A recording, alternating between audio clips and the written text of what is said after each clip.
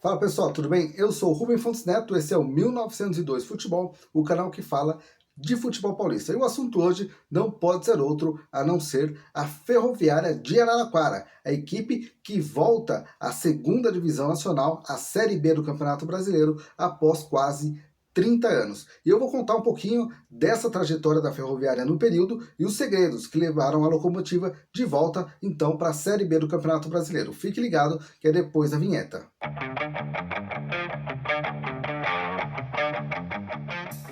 Bom, antes da gente falar do atual momento da Ferroviária, vamos falar um pouquinho da história, né? Um clube fundado ali por volta de 1950, que rapidamente se consolidou no cenário paulista, subiu para a elite ainda na década de 50 e nos anos 60 se tornou uma das principais forças do interior de São Paulo, muitas vezes inclusive batendo de frente com os quatro grandes do estado de São Paulo. Bom, a nível nacional, né, a grande conquista da Ferroviária se deu em 1994, quando ela foi vice-campeã da Série C do Campeonato Brasileiro e subiu para a Série B pela primeira vez.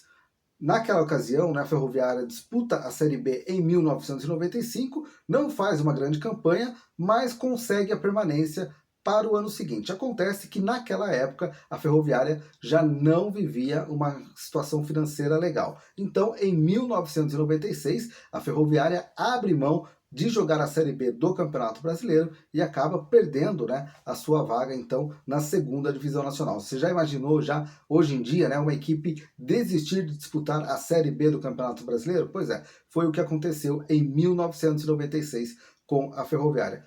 Como eu disse, né, situação financeira não era legal, a equipe acabou caindo também de divisões no Campeonato Paulista, parando até, inclusive, na quarta divisão. E foi aí, né, que mudou todo o rumo da história da Ferroviária. Por quê? Em 2003, a equipe havia sido rebaixada para a quarta divisão e foi pensada uma solução do que se fazer, né? O que fazer para a Ferroviária voltar a ser grande. Então, definiu-se pela criação de uma empresa, né? A Ferroviária se transformou então em um clube empresa, a Ferroviária Futebol SA. Obviamente, né, não perdeu a ligação com a torcida, não perdeu a sua história, manteve inclusive o escudo, enfim. A única coisa que aconteceu foi que o comando do futebol deixou de ser da Associação Ferroviária de Esportes e passou a ser então da Ferroviária Futebol SA. Logo no primeiro ano, a Ferroviária conseguiu acesso, voltou para a Série 3 do Campeonato Paulista, ainda, né, é campeã da Copa Paulista, mas a reconstrução demorou um pouquinho, né? A Ferroviária teve também ajuda do Poder Municipal, que conseguiu reformar o antigo estádio da Fonte Luminosa, fez uma arena chamada hoje, né, de Arena da Fonte, no mesmo local, né, mas uma reforma muito grande, um estádio hoje muito moderno, com um padrão FIFA, né? Foi inaugurado em 2009 a Arena da Fonte e a Ferroviária continuou, né, ali nas divisões de acesso do futebol paulista, só conseguiu mesmo voltar ao Paulistão após conquistar a Série A2 em 2015. E nesse tempo, né, a Ferroviária conseguiu algumas boas campanhas, outras nem tanto, mas se consolidou como uma das principais forças do estado de São Paulo. Tanto é que conseguiu chegar a 3 finais seguidas de Copa Paulista 2016, 2017 e 2018. E nesse tempo também foi conseguindo ali disputar a Série D do Campeonato Brasileiro. Bom, a Ferroviária disputa a Série D, né, algumas vezes, e em 2021 parecia que seria o ano do acesso. A Ferroviária faz uma grande campanha e aí na decisão por uma vaga na Série C, joga diante do Atlético Cearense, consegue um bom empate fora de casa, mas dentro de casa não conseguiu furar o bloqueio do Atlético Cearense, empatou, foi para os pênaltis e perdeu.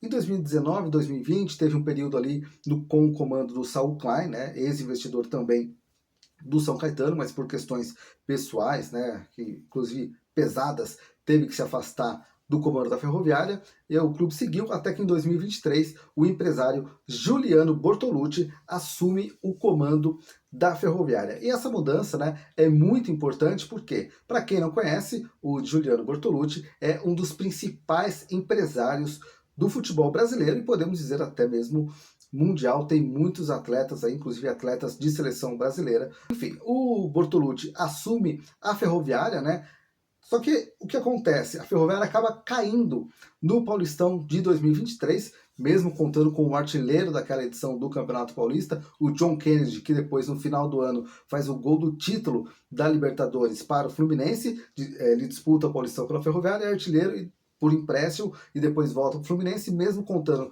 com o John Kennedy, a Ferroviária não consegue evitar o rebaixamento. E a Ferroviária vai para a disputa da Série D de 2023 com, digamos assim, a faca no pescoço. Afinal de contas, ou subia ou ficava novamente sem uma divisão nacional. Mas o trabalho foi muito bem feito na cidade de Araraquara e a Ferroviária conquistou o acesso. E foi então disputar a Série C agora no ano de 2024. Na Série A2, né, no primeiro semestre, a Ferroviária novamente, né, acabou tendo um insucesso a nível estadual, até se classificou para a segunda fase, mas perdeu nas quartas de final para a equipe do Juventus. E essa derrota acabou até mesmo, né, sendo inesperada. Muita gente já colocava a Ferroviária como favorita ao acesso no Paulistão. Mesmo assim, né, a Ferroviária manteve a linha de trabalho e na Série C realmente foi uma equipe que, se não chegou a sobrar, né, sempre se mostrou ali estar entre as principais candidatas ao acesso. Tanto é que na primeira fase a Ferroviária passou 18 jogos sem derrotas, só foi perder, né, o último confronto da primeira fase, quando já estava classificada, e chegou com muita moral para a fase de grupos, né, para a semifinal, para essa fase que define o acesso. Muito bom primeiro turno da Ferroviária, somou 7 pontos, depois, né, acabou tendo o susto ali com 2 derrotas consecutivas, mas no último jogo diante do Ipiranga, a Ferroviária conseguiu o resultado que leva ela de volta à Série B do Campeonato Brasileiro, como eu disse, né, depois de 30 anos. Mas vale destacar que a Ferroviária não é só o futebol profissional masculino. A equipe também tem uma das melhores categorias de base do estado de São Paulo. Frequentemente, né, costuma estar nas quartas de final, até mesmo semifinal dos campeonatos de base, sub-20, sub-17, sub-15. Então é uma equipe que faz um trabalho de formação muito bom desde as categorias de base e, além de tudo, também tem o futebol feminino como referência. A Ferroviária é certamente um dos 3 principais times do país quando se fala de futebol feminino. Então, é um clube extremamente organizado, extremamente profissional e agora, né, com um investidor que tem condições de colocar a Ferroviária sonhando, né, com voos maiores. Quem sabe aí a equipe não consegue emendar um terceiro acesso consecutivo em 2025 para chegar até o Brasileirão. Mas, obviamente, né, antes a equipe também entra na Série A2 do ano que vem como a principal, ou pelo menos uma das principais favoritas a conseguir o retorno para o Campeonato Paulista. Bom, pessoal, esse então foi nosso vídeo falando da Ferroviária. A gente deixa aqui os parabéns, né, para a Ferroviária, para todo o pessoal de Araraquara e região. Curtam muito, né, esse momento e a gente volta aí numa próxima oportunidade falando mais de futebol paulista. Agradeço a todo mundo que esteve por aqui. Se você não é inscrito no canal, se inscreva no canal. Curta também o 1902 Futebol nas redes sociais e a gente se vê logo mais falando mais de futebol paulista para você.